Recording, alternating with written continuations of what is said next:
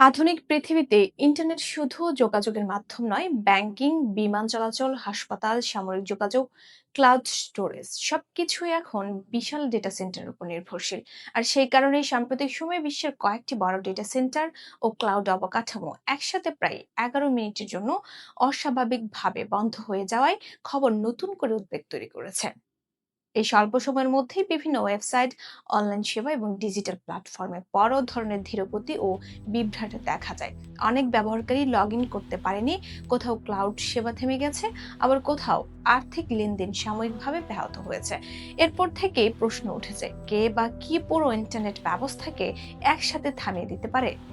বিস্তারিত ফারজানা মিথিলার প্রতিবেদনে। বর্তমানে বিশ্বের ইন্টারনেট অবকাঠামোর বড় অংশ নিয়ন্ত্রণ করে কয়েকটি বিশাল প্রযুক্তি কোম্পানি ডেটা সেন্টার, যেমন Google cloud, Amazon web service, Microsoft এজুর ইত্যাদি।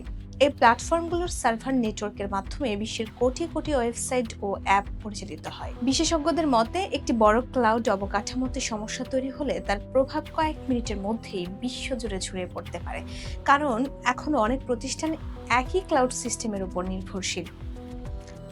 ওয়ার্ল্ড ইকোনমিক ফোরামের মতে, কেন্দ্রীয় ক্লাউড নির্ভরতা আধুনিক ইন্টারনেটের সবচেয়ে বড় শক্তি হলেও এটি বড় দুর্বলতাও হয়ে উঠছে।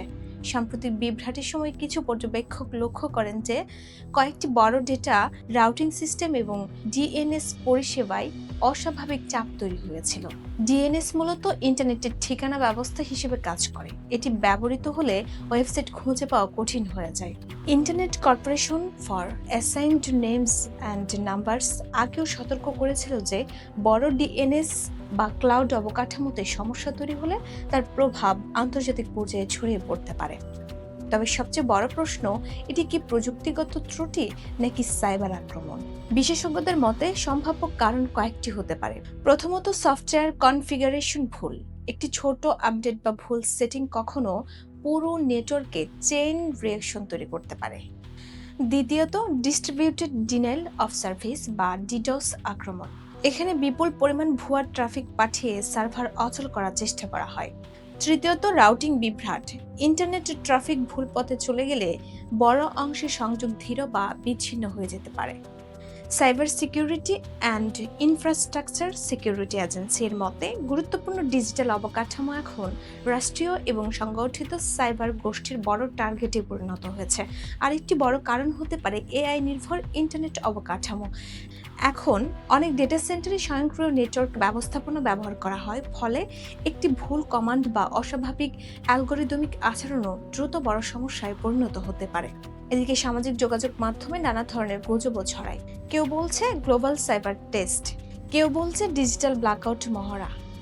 যদিও এসব দাবির পক্ষে নির্ভরযোগ্য প্রমাণ পাওয়া যায়নি, এগুলো নিছক কি মন গড়া কল্পকাহিনী। বিশেষজ্ঞরা বলছেন, পুরো ইন্টারনেটকে সম্পূর্ণ বন্ধ করা অত্যন্ত কঠিন, কারণ এটি একটি বিকেন্দ্রীভূত ব্যবস্থা।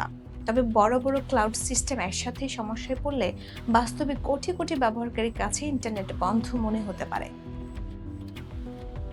একটা কথা মনে রাখা উচিত, ইন্টারনেট কোনো একক কেন্দ্রীয় সার্ভারে চলে না। তাই একে পুরোপুরি বন্ধ করতে হলে পৃথিবীর সবকটি ডিভাইস, ফাইবার কেবল, রাউটার এবং ডেটা সেন্টার একযোগে ধ্বংস করতে হবে। এর বদলে যে কোনো বিপর্যয় কাটিয়ে উঠতে আইটি কোম্পানিগুলো সবসময় মাল্টি ক্লাউড বা ব্যাকআপ আর্কিটেকচার ব্যবহার করে থাকে। সব মিলিয়ে 11 মিনিটের এই বৈশ্বিক ডিজিটাল বিভ্রাটে দেখিয়ে দিচ্ছে পৃথিবী এখন কতটা অদৃশ্য সার্ভার ও ডেটা সেন্টারের উপর নির্ভরশীল। Voice of Bangla, international desk.